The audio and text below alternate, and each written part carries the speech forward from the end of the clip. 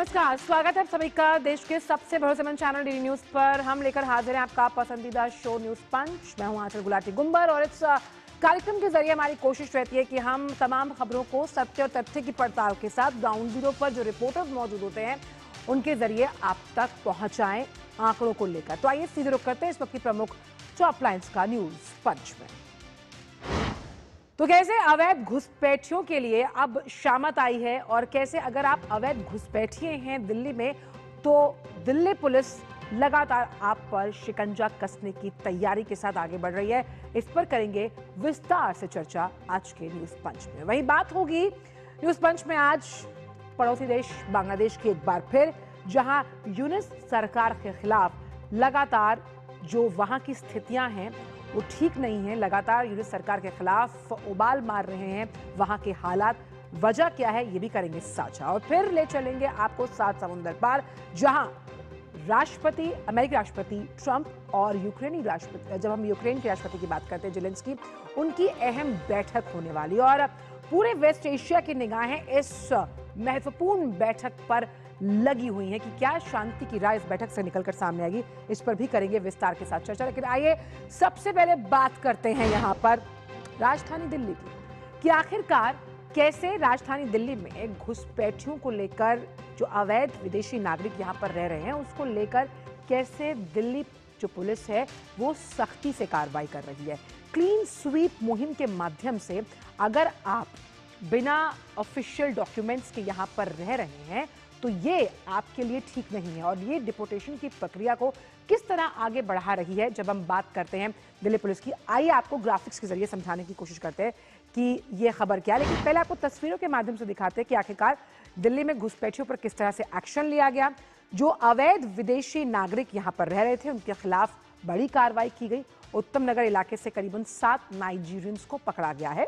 ये बड़ा एक्शन है दिल्ली पुलिस का और सभी की डिपोर्टेशन प्रक्रिया जारी है। यानी कि अगर आपके पास अवैध कागजात होते हैं आपको डिपोर्ट किया जाता है, पहले डिटेन किया जाता है, फिर आपको आपके देश वापस डिपोर्ट कर दिया जाता है। तस्वीरों के माध्यम से आप देख रहे हैं कि वीजा खत्म होने के बाद भी ये लोग यहाँ रुके हुए थे। जो आपकी कानूनी प्रणाली की प्रक्रिया है वो कहती है कि आपके पास वैध पासपोर्ट और वैध वीजा की निर्धारित सीमा होनी चाहिए, लेकिन अगर आपकी सीमा से ऊपर आप यहाँ रह रहे हैं तो आप उसे बढ़वाएं और अगर आप यहाँ उस तरह से इसे बढ़वा नहीं पाते डेट तो ये आप गैर कानूनी तरीके से किसी देश में रह रहे हैं। आप समझाते हैं कि आखिरकार ये बड़ा ऑपरेशन जो है इसे किस तरह से अंजाम दिया गया दिल्ली पुलिस द्वारा। तो द्वारका में ये बड़ा एक्शन प्लान चलाया गया था। 9 नवंबर को 260 अफ्रीकी नागरिक धरे गए थे।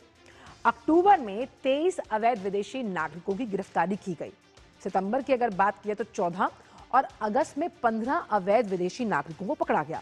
जुलाई में यह संख्या 22 थी और जून में 29। यानी ये जिस तरह से बड़ा ऑपरेशन चलाया गया तो कैसे विदेशी नागरिक यहां पर आकर अपने आप को पक्का करने की कोशिश कर रहे थे, उन पर गिरफ्तारी का शिकंजा लगातार कसता हुआ दिल्ली पुलिस द्वारा। और अब कब कब ये एक्शन लिया गया और ये जो क्लीन स्वीप ऑपरेशन है दिल्ली पुलिस ने इस ऑपरेशन के अंतर्गत कैसे काम किया, आइए अब आपको समझाते हैं ग्राफिक्स के जरिए। तो दिल्ली पुलिस ने एक अंडरकवर ऑपरेशन चलाया जिसे क्लीन स्वीप कहा गया। अवैध विदेशी नागरिकों पर यह बड़ी कार्रवाई है। द्वारका जिला अवैध विदेशी नागरिकों का गढ़ माना जाता है। अब नवंबर में 9 देशों के करीब 130 अवैध विदेशी नागरिक पकड़े गए। सिर्फ अगर द्वारका इलाके को देखें तो 130 को दबोचा गया, जिसमें से जो 87 नागरिक थे यानी 87 वो नाइजीरियन पाए गए बिना वीजा। एक तो वीजा कईयों के पास तो वीजा ही नहीं था और कईयों का वीजा एक्सपायर हो चुका था, उसके बावजूद वो यहाँ पर रह रहे थे। इसीलिए तमाम ये जो केंद्र बिंदु हैं, इसीलिए एक्शन मोड में कार्रवाई की गई इन अवैध नागरिकों के खिलाफ। देवांशु मल्होत्रा इस वक्त जुड़ गए हैं। देवांशु, कितना बड़ा ऑपरेशन क्लीन स्वीप आप इससे मानते हैं कि जिस तरह से लगातार जो अवैध नागरिक जब उनका वीजा एक्सपायर हो चुका है या वीजा है ही नहीं, उनकी धरपकड़, उनकी दबिश लगातार पुलिस करती हुई? देखिए, बिल्कुल आपको बताना चाहूंगा कि दिल्ली में बड़ी संख्या में जो विदेशी नागरिक हैं वो आते हैं। कोई मेडिकल वीजा पर आता है, कुछ टूरिस्ट वीजा पर आते हैं, कुछ स्टडी के लिए आते हैं और उनमें से बड़ी संख्या में ऐसे विदेशी नागरिक हैं जो कि दिल्ली में ही रह जाते हैं। वो अपना वीजा एक्सटेंड नहीं कराते और उनका वीजा एक्सपायर हो जाता है, लेकिन इसके बावजूद वो दिल्ली में रह रहे होते हैं और कहीं ना कहीं वो इलीगल जो एक्टिविटीज होती हैं, जो क्राइम होता है, जो ऑर्गेनाइज क्राइम होता है, उसमें वो शामिल हो जाते हैं। और यही वजह है कि दिल्ली पुलिस जो है वो समय समय पर ऑपरेशन चलाती है। आपको बताना चाहूंगा कि दिल्ली का जो द्वारका जिला है वो कहीं ना कहीं एक बहुत बड़ा गढ़ है इलीगल जो फॉरेन नेशनल्स हैं उनका, और यही वजह है कि खासकर जो द्वारका है वहां पर द्वारका जिले की पुलिस जो है वो समय समय पर ऑपरेशन क्लीन स्वीप चलाती है और इस ऑपरेशन के तहत इनपुट्स जुटाकर उन विदेशी नागरिकों को पकड़ा जाता है जो कि इलीगल तरीके से वहां रह रहे होते हैं। और अब तो न केवल द्वारका जिला बल्कि दिल्ली के कई ऐसे इलाके हैं जहां पर ये जो इलीगल माइग्रेंट्स हैं, जो कि विदेशी नागरिक हैं, जो अवैध तरीके से रहते हैं, उनकी संख्या बढ़ रही है। उसके इलाकों की बात करें तो वेस्ट दिल्ली है, इसके अलावा आउटर दिल्ली है, साउथ दिल्ली है, तो यहां पर भी ये लगातार रह रहे हैं। इस पूरे ऑपरेशन की बात करें तो ये जो ऑपरेशन क्लीन स्वीप है ये दरअसल द्वारका डिस्ट्रिक्ट से शुरू किया गया। द्वारका डीसीपी अंकित सिंह ने ये ऑपरेशन शुरू किया है और उसमें अलग अलग टीमों का गठन किया जाता है और उसमें कहीं ना कहीं इनपुट जुटाकर इन इलीगल जो इमिग्रेंट्स हैं उनको पकड़ा जाता है।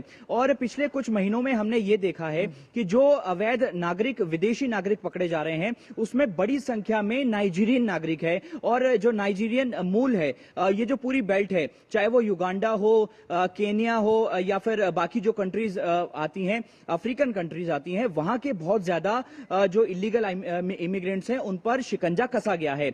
इनके जो मेल लोग होते हैं वो कहीं ना कहीं ऑर्गेनाइज क्राइम में शामिल हो जाते हैं, जैसे ड्रग्स हो गया या फिर बाकी एक्टिविटीज हो गई, और इनकी जो फीमेल हैं वो कहीं ना कहीं इलीगल एक्टिविटीज में शामिल हो जाती हैं। तो इन पर शिकंजा कसना बेहद जरूरी होता है और यही वजह है कि इस तरह के ऑपरेशन चलाए जाते हैं। एक सवाल और उठता है कि क्योंकि आप किसी देश में अगर वैध तरीके से रहना चाहते हैं तो उसके लिए आपको वीजा की जरूरत है। अब ऐसे में कईयों का तो वीजा एक्सपायर था और कईयों के पास वीजा था ही नहीं, तो ये लूप होल पर किस तरह से पार पा पाएगी दिल्ली पुलिस की जो वीजा प्रक्रिया है उसको और सघन जांच की जाए इस पूरी प्रणाली की। देखिए, एक इंपॉर्टेंट बात मैं आपको बताना चाहूंगा कि ये जो अवैध नागरिक पकड़े जाते हैं इनका इंडिविजुअल वाइज जो है अलग अलग केस स्टडी होती है। अगर 130 नागरिक ये पकड़े गए हैं जो कि नाइजीरिया के थे, उनमें अगर हर नागरिक की बात करें तो कोई ऐसा नागरिक होगा जिसका वीजा एक्सपायर हो चुका होगा, कोई ऐसा नागरिक होगा जिसके पास फर्जी वीजा होगा, कोई ऐसा नागरिक होगा जिसके पास वीजा तो होगा लेकिन वो भारत में रहकर इलीगल एक्टिविटीज में शामिल हो गया है, तो उसके खिलाफ एनडीपीएस के मुकदमे दर्ज हैं या फिर बाकी हीनस क्राइम के मुकदमे दर्ज हैं। तो दिल्ली पुलिस सबसे पहले उन नागरिकों को गिरफ्तार करती है, जेल भेजती है और जब तक उनका कोर्ट में ट्रायल खत्म नहीं हो जाता, पूरा केस खत्म नहीं हो जाता, तब तक वो डिपोर्टेशन उनका नहीं हो सकता। तो हर नागरिक की जो है अलग केस स्टडी है, अलग कहानी है। तो कुल मिला के हम कह सकते हैं कि आने वाले दिनों में भी जो अभी भी इलीगल इमिग्रेंट्स जो खासकर विदेशी नागरिक दिल्ली में रह रहे हैं उन पर कार्रवाई लगातार जारी है और इनमें न केवल नाइजीरियन है बल्कि पिछले दिनों जिस तरह से इन्हें पकड़ा जा रहा है, फिर उस गिरफ्तारी के बाद इन्हें डिपोर्ट करने की भी तैयारी है, किस तरह से इस पूरी प्रक्रिया को अंजाम देगी दिल्ली पुलिस? देखिए, प्रोसेस में आपको बताना चाहूंगा कि अगर कोई इलीगल इमिग्रेंट पकड़ा जाता है और उसके खिलाफ भारत में कोई भी मुकदमा दर्ज नहीं है, ये पहला केस है। इसमें सबसे पहले उसके कागजात पूरे तैयार किए जाते हैं, उसके बाद उसको एफआरआरओ को हैंडओवर किया जाता है, उसको डिटेंशन सेंटर में भेजा जाता है और हमारी जो सेंट्रल एजेंसीज हैं उनसे तालमेल करके उनकी जो डिपोर्टेशन प्रक्रिया है वो कहीं ना कहीं उसका प्रोसेस शुरू किया जाता है। और अगर दूसरा केस ये है कि अगर उनके खिलाफ कोई मुकदमा दर्ज है तो सबसे पहले जो हमारी सेंट्रल एजेंसियां हैं उनको ये जानकारी दी जाती है कि इसका वीजा तो एक्सपायर हो गया है लेकिन इसके खिलाफ भारत में कोई ना कोई केस है और यही वजह है कि हमें इसको जुडिशियल कस्टडी में रखने की जरूरत है और कोर्ट में इसकी प्रोसीडिंग्स के लिए हमें आगे कार्रवाई करने की जरूरत है। तो अलग अलग केस हैं, अलग अलग केसेस के हिसाब से जो है पुलिस कार्रवाई करती है। बहुत बहुत शुक्रिया देवांशु। इन तमाम जानकारी को हमसे साझा करने के लिए। दिल्ली से, जहां अगर आप अवैध तरीके से रह रहे हैं घुसपैठी के तौर पर, तो आपकी खैर नहीं। लेकिन अब खैर इस लिहाज से भी बांग्लादेश में नहीं है, जब हम यूनिस सरकार के खिलाफ लगातार उबाल देख रहे हैं। यहाँ तक कि जिस तरह से कट्टरपंथी अल्पसंख्यक हिंदुओं को ईश निंदा की वजह से टारगेट कर रहे हैं, अब उसकी निंदा अमेरिका भी कर रहा है। तो आइए आखिर आपको बताते हैं ग्राफिक्स के जरिए कि ईश निंदा कैसे हिंसा का बड़ा हथियार बनकर सामने आ रही है, जहां बांग्लादेश में अल्पसंख्यकों पर अत्याचार किए जा रहे हैं। ह्यूमन राइट्स की एक रिपोर्ट सामने आई, उसमें चौंकाने वाले तथ्य और आंकड़े सामने आए हैं। अब ईश निंदा से जुड़े हुए हमले इसमें तेज। ईश निंदा यानी कि जिस ईश्वर को आप पूछते हैं, जिस उसकी धार्मिक आपकी आस्था है, अगर उस धार्मिक आस्था को करने में आपको कट्टरपंथ का सामना करना पड़े, तो सुनियोजित पैटर्न की ओर इशारा किया गया उस रिपोर्ट में। सोशल मीडिया पोस्ट से जुड़े अधिकांश मामले हैं। पहले सोशल मीडिया पर भी इस बात को लेकर आरोप है, फिर भीड़ का हिंदू इलाकों पर हमला किया गया है। अब इस रिपोर्ट को भी समझने की कोशिश करते कि आखिरकार इस रिपोर्ट में जो बड़े खुलासे किए गए हैं, खासतौर पर ह्यूमन राइट्स वायलेशंस किस तरह से हुए हैं, आपको ग्राफिक्स के जरिए भी इस रिपोर्ट के बारे में बताते हैं कि ये बड़ा खुलासा है क्या। जिसमें अल्पसंख्यकों की जब हम बात करते हैं तो ईश निंदा से जुड़े हुए 73 मामले जो हैं वो सामने आए, ठीक है। और साथ ही इसमें 90% आरोपी हिंदू, नाबालिग भी शामिल हैं। अब सिर्फ 6 महीनों का आप आंकड़ा देखिए कि 71 मामले सामने आए। 30 से ज्यादा जो जिले हैं वहां हिंसा फैली और 40 मामलों में औपचारिक केस की दर्जीकरण किया गया। 5 मामलों में पुलिस का केस दर्ज करने से साफ तौर पर इनकार था। यानी 30 से ज्यादा जो जिले हैं वहां पर हिंसा फैलती हुई नजर आई।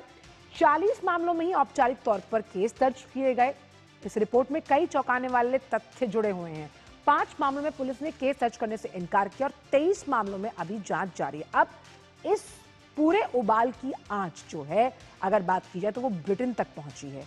ब्रिटेन की अगर बात की जाए तो आपको कुछ तस्वीरों के माध्यम से भी बताने की कोशिश करते हैं कि आखिरकार किस तरह से जब हम बात करते हैं कि ब्रिटेन तक बांग्लादेश की हिंसा की आंच पहुंची और लंदन में बांग्लादेश उच्चायोग के बाहर प्रदर्शन हुआ। हिंदुओं पर जो अत्याचार हो रहा है उसे लेकर यह विरोध प्रदर्शन किया गया।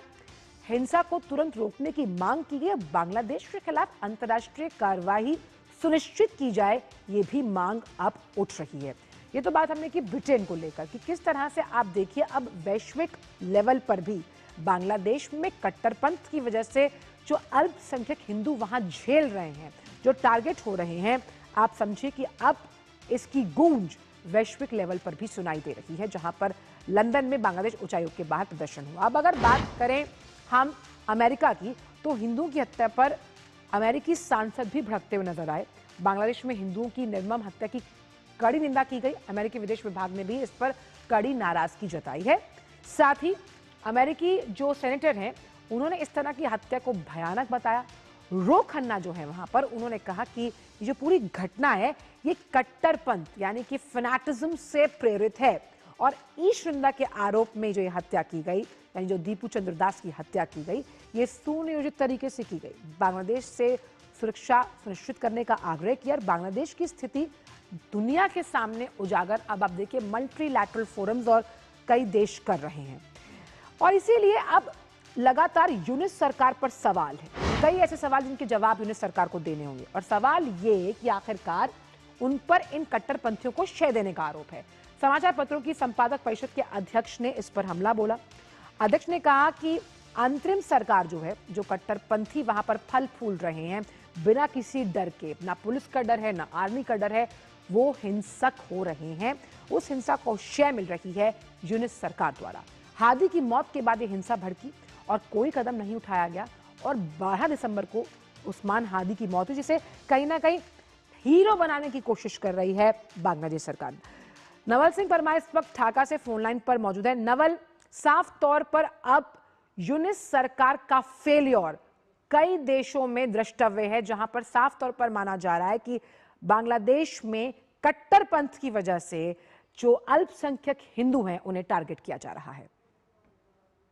जी, देखा जाए तो बांग्लादेश में पिछले 1-1.5 साल में ऐसी बहुत सारी वारदातें हुई है जिसमें जो कट्टरपंथी लोग हैं उन्होंने इस निंदा के आरोप में काफी बार लोगों के घर जलाए हैं और वो भी सोशल मीडिया पे अपडेट्स के नाम पे।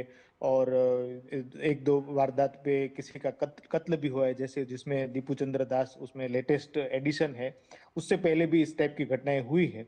तो बांग्लादेश में लॉ एंड ऑर्डर का सिचुएशन जो है वो पिछले 1-1.5 साल से काफी गिरा हुआ है, और उसके चलते न केवल माइनॉरिटी पर साथ में जो लिबरल लोग हैं उसमें मुस्लिम समुदाय के भी लोग हो, या फिर जैसे फकीर लालौन फकीर के जो फॉलोअर्स हैं उनके मजार है, सूफी लोग हैं, या फिर मीडिया है, इवन महिलाएं हैं, उनके ऊपर कहीं ना कहीं कट्टरपंथी लोग जो है अपना अत्याचार जो है वो ढाते रहे हैं। जी। और उसमें कहीं ना कहीं इंटरिम गवर्नमेंट का जो failure, law and order situation ढंग से नहीं रख पाना, कहीं ना कहीं जो फंडामेंटलिस्ट पॉलिटिकल पार्टी है उनके सपोर्ट से यूनुस एडमिनिस्ट्रेशन चल रहा है, जी। उनको यूनुस को उनका समर्थन की वजह से वो सत्ता में है, तो कहीं ना कहीं उनको छूट दे रहे, इस टाइप का आरोप भी काफी लोगों ने लगाया है, जी। जिसमें एडिटर काउंसिल के चेयरपर्सन हम्म। हो या फिर पॉलिटिकल पार्टी के लोग हो, तो जिनका ये कहना है कि या तो सरकार या सरकार का कोई हिस्सा जो है बांग्लादेश में लास्ट कुछ जी। 1-2 वीक में जो नवल, वारदातें लेकिन हुई एक उसमें जी नवल शामिल एक थे। चीज और समझना चाहेंगे, जो ह्यूमन राइट्स की रिपोर्ट सामने आई जिसमें कई चौंकाने वाले तथ्य सामने आए, कई आंकड़े सामने आए कि किस तरह से ईस्ट निंदा के चलते लगातार हिंसक घटनाओं में बढ़ोतरी हुई है, इजाफा हुआ है, वृद्धि हुई है जब हम बांग्लादेश की बात करते हैं, और जिसमें यूनिस सरकार पर सवालिया निशान और कुछ ना करने की बात भी सामने है। जी, जिस तरीके जिस रिपोर्ट का आप जिक्र कर रहे हो उसके हिसाब से, और यहाँ पे भी मीडिया में भी जो अलग अलग समय पे वारदातें हुई है उसके बेस पे काफी बार फैक्ट्स जो है सामने आता है, तो उससे पता चलता है कि इस निंदा के केसेस जो है वो वैसा नहीं है कि अभी हो रहा है, पहले भी बांग्लादेश में हुआ है। लेकिन जब लॉ एंड ऑर्डर का सिचुएशन ठीक ना हो और दंड का कोई डर ना हो, पुलिस का कोई डर ना हो, ऐसी स्थिति में जो फंडामेंटलिस्ट एलिमेंट है उनको फ्री जी। हैंड मिल जाता है, तो उसकी वजह से ये वारदातें जो है बढ़ी है। जी, बहुत बहुत शुक्रिया नवल इन तमाम जानकारियों को हमसे साझा करने के। तो यूनिस सरकार जिस तरह से वहाँ काम कर रही है उस पर कई प्रश्न चिन्ह उठते हैं। हिंसक घटनाओं में जो लोग शामिल हैं, अराजक तत्व शामिल हैं, उनको शय देने का आरोप है। बहुत बहुत शुक्रिया नवल आपका इन तमाम जानकारियों को हमसे साझा करने के लिए। और बढ़ते हैं और अब बात करते हैं एक ऐसी मीटिंग को लेकर जिस पर दुनिया भर की निगाहें हैं। बात हो रही है यहाँ पर ट्रंप साहब यानी कि अमेरिकी राष्ट्रपति और यूक्रेनी राष्ट्रपति जेलेंस्की की। अब बहुत दिलचस्प ये है कि मीटिंग शुरू होने से पहले ही कई बयान सामने आए, जहां पर एक और जो अमेरिकी राष्ट्रपति ट्रंप है वो कह रहे हैं कि अगर जब तक हम जो नहीं प्लान बनाएंगे उसको लेकर जो फैसले लिए जाएंगे तो कुछ भी संभव नहीं है। और वहीं पुतिन कह रहे हैं कि कहीं ना कहीं शांति प्रयास में अगर कुछ शून्य है तो वो शून्य कहाँ से, वो सिफर कहाँ से, वो जेलेंस्की की साइड से है। तो आखिरकार ग्राफिक्स के जरिए आपको समझाते हैं कि ये जो बड़ी बैठक है, इस बड़ी बैठक से क्या कुछ उम्मीदें हैं। बड़ी बैठक से उम्मीद ये है कि संघर्ष रोकने का ये बहुत अहम कूटनीतिक प्रयास है। दोनों नेताओं की फ्लोरिडा में ये वार्ता है। 20 बिंदुओं पर एक शांति प्लान करने की तैयारी है। दोनों नेताओं की ये बैठक फ्लोरिडा में होनी है और 20 पॉइंटर्स रहेंगे इसमें। करीब जो प्लान है वो 90% तैयार है, जिसमें लंबी अवधि की सुरक्षा गारंटी पर चर्चा है। अब अमेरिकी राष्ट्रपति ट्रंप कह रहे हैं, बहुत अहम बयान दे रहे हैं कि ये शांति समझौता है, ये जो पीस अग्रीमेंट है, मेरी मंजूरी के बिना इसकी कोई वैल्यू ही नहीं है। और रूस ने वहीं अग्रिम मोर्चे पर बढ़त का दावा किया। हालांकि स्टीव विटकॉफ को आप मानिएगा कुछ समय पहले उन्होंने क्रेमलिन भेजा था। वहां पर क्रेमलिन है उसके अंदर बैठकर कई चर्चाएं हुई और वो बैठक 5 से 6 घंटा चली। उस बैठक का नतीजा क्या था वो आज तक कोई समझ नहीं पाया कि उस शांति दूत से क्या शांति स्थायित्व लाने की कोशिश मान्य हो पाएगी या नहीं। अब ऐसे में यूक्रेन पर रूस का किस तरह से हमला, इस अभी ये शांति वार्ता की बात चल रही है लेकिन लगातार हमले भी कर रहा है रूस। अब रूस ने कीव पर ड्रोन्स और मिसाइल दागे। करीब 10 घंटे तक ये गोलीबारी चली है। बिजली गुल होने की वजह से वहां पर अंधेरा छाया और ऐसे में जेलेंस्की ने एक बड़ा दावा किया कि रूस ने करीबन 500 ड्रोन और 40 मिसाइलों से हमला किया। रूस ने इन हमलों को एज यूजुअल कहा कि ये जवाबी कार्रवाई है, क्योंकि उनका मानना है कि जब हम शांति वार्ता की बात या शांति पीस एग्रीमेंट की बात करें तो कहीं ना कहीं लगातार यूरोपियन यूनियन को बीच में घसीटना चाहते हैं जेलेंस्की, और इस वजह से ये वार्ता हमेशा पटरी से बेपटरी हो जाती है। अब पुतिन साहब का एक अल्टीमेटम है जेलेंस्की को। वो जेलेंस्की को अल्टीमेटम इस तरह से दे रहे हैं कि अगर कूटनीति यानी कि डिप्लोमेटिक लेवल्स पर विफलता आती है तो फिर वो सैन्य बल का प्रयोग करेंगे और सैन्य ताकत के जरिए शेष जगहों पर कब्जा किया जाएगा। आपको मैं याद दिलाऊं, लोहांस्क और डोनबास से शुरू हुआ था कितने साल पहले, लेकिन शांति से युद्ध खत्म नहीं करना चाहता, ऐसा आरोप लगातार रशिया यूक्रेन पर लगा रहा है। इसी पर बात करने के लिए हमारे साथ हमारे संवाददाता अखिलेश सुमन जुड़ गए हैं। अखिलेश, अभी तो बैठक शुरू भी नहीं हुई, लेकिन जिस तरह से अमेरिकी राष्ट्रपति ट्रंप कह रहे हैं कि हमारे प्लानिंग से चलेंगे तो इसे मानने होगा, क्योंकि जो पीस प्लान जेलेंस्की के पास है वो तो शून्य है, और वहीं पुतिन कह रहे हैं कि शांति वार्ता को कहीं ना कहीं यूक्रेन रोक रहा है। ऐसे में सच क्या है? देखिए, जो युद्ध क्षेत्र में आप हार चुके हैं उसको निगोशिएशन के टेबल पे आप पा लेंगे, ऐसा संभव नहीं होता। आमतौर पे होता यह है कि आगे भविष्य में किस तरीके की आप रणनीति बनाएंगे ताकि आगे आपको नुकसान नहीं पहुंचे। अब देखिए, जेलेंस्की जो है और डोनाल्ड ट्रंप दोनों अपने अपने सोशल मीडिया के माध्यम से डिप्लोमेसी चला रहे हैं। जेलेंस्की जो भी बात करनी होती है वो सोशल मीडिया में जाहिर करते हैं, और उसके बाद डोनाल्ड ट्रंप भी अपने हिसाब से बोलते कि जब तक मैं नहीं चाहूंगा तब तक नहीं होगा। और इस बीच जेलेंस्की जो है पूरे यूरोप में भ्रमण करते रहते हैं, फोटो अपॉर्चुनिटी दिखाते रहते हैं, हमने इससे बात की, हमने उससे बात की, लेकिन नतीजा क्या है? नतीजा सिफर है। मेरी यूक्रेन के लोगों से बात हुई, यूक्रेन के लोग कहते हैं कि कल रात की जो घटना थी बिल्कुल तरह मर्माहत करने वाली बात है कि 10-10 घंटे तक अगर किसी शहर पे आप लगातार हमले झेलते रहे तो इसमें निश्चित तौर पे लोगों को परेशानियां होती है। और जेलेंस्की को इस बात की संवेदनशीलता होनी चाहिए कि जितना जल्दी हो सके इस युद्ध का अंत हो, युद्ध विराम चले।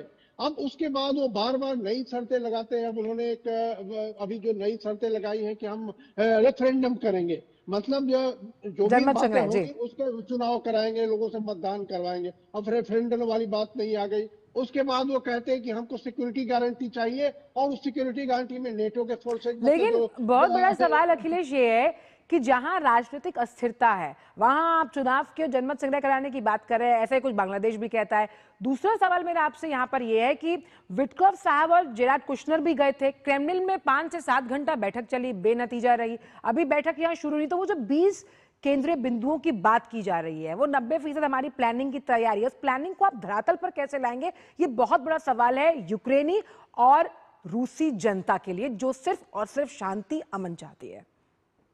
देखिए, स्टीव विटकॉफ और जारेड कुशनर जो गए थे वहां, जारेड कुशनर ने वहां, इन दोनों ने बात की, वहां पुतिन से भी बात की, और वहां जो अन्य संबंधित अधिकारी से सारे लोगों से बात हुई, तो कुछ चीजें तय हुई, समझौते की कुछ बिंदु तय हुए उसमें कि अब उसको जाहिर नहीं करना कोई अपराध नहीं है। सवाल यह है कि जब अंतिम वार्ता होगी, उस अंतिम वार्ता के समय जो कुशनर और स्टीव विटकॉफ का जो इनपुट है वो इनपुट ट्रंप के सामने रखा गया है। अब वो इनपुट के आधार पे जेलेंस्की से बात, जेलेंस्की को वो सारी चीजें मान्य हो नहीं हो ये बात निर्भर करती है। यूक्रेन के लोगों का कहना है कि हमें बहुत आशा नहीं है इस बातचीत से कि कोई नतीजा निकलेगा, लेकिन एक प्रक्रिया का पार्ट है। अब प्रक्रिया का पार्ट 4 सालों से चल रहा है, शांति हो नहीं रही है, तो निश्चित तौर पे जो जेलेंस्की को भी एक अपने आत्मावलोकन करना पड़ेगा कि पूरी दुनिया, मतलब पूरा यूरोप को मना ले, अमेरिका को भी मना ले, और अपनी देश की जनता को भी मना ले, और उसके बाद एग्जीक्यूटिव बने रहे। हम तो मैं मतलब ये बात की स्थिति जो है वो बहुत ही असमंजस वाली स्थिति में पूरे यूक्रेन की जनता पड़ी हुई है। तो अखिलेश जी, इस बात को मान सकते हैं कि सब कुछ साजो सामान तैयार है, बस लड़की के विदा होने की तैयारी है। वो हर बार डोली में बैठने की कोशिश करती है, फिर कोई व्यवधान आ जाता है। लेकिन इसमें यूरोपियन यूनियन का रोल कितना बड़ा अहम मानते हैं, क्योंकि लगातार किसी भी शांति वार्ता को खत्म को अपने अंजाम तक पहुंचाने के लिए हमेशा जेलेंस्की यूरोपियन यूनियन को शामिल करने की बात करते हैं। अब देखिए, निर्णायक अमेरिका है। अमेरिका जो कहेगा वही यूरोपियन यूनियन मानेगा, और यूरोपियन यूनियन अगर मानेगा तो उसके बाद जेलेंस्की के लिए कोई चारा नहीं बचता है, वो दो।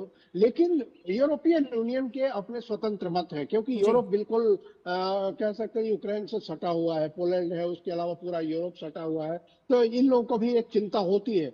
लेकिन अंत में अगर डोनाल्ड ट्रंप ही सब कुछ तय करेंगे तो यूरोपियन यूनियन को चाहिए कि डोनाल्ड ट्रंप से बात करके फाइनल करे, और डोनाल्ड ट्रंप जो कहे वो जेलेंस्की माने। क्योंकि देखिए, ये जो अनवरत यूरोपियन यूनियन के सारे सदस्यों के भी कुछ अलग अलग विचार हो सकते हैं, कोई कंसेंसस होना संभव नहीं है कि सारे देशों के बीच में। चलिए, तो साफ तौर पर उम्मीद यह है कि फ्लोरिडा में जब ये बैठक होगी, उम्मीद की जा रही है कि इसके कुछ सकारात्मक नतीजे सामने आए। बहुत बहुत शुक्रिया आपका अखिलेश, इन तमाम जानकारियों को हमसे साझा करेंगे। तो आज न्यूज पंच में इतना ही। कल आपसे मुलाकात होगी कुछ नई प्रमुख विषयों के साथ जुड़ेंगे हमारे तमाम रिपोर्टर्स। मुझे मेरी पूरी टीम को दीजिए इजाजत। नमस्कार।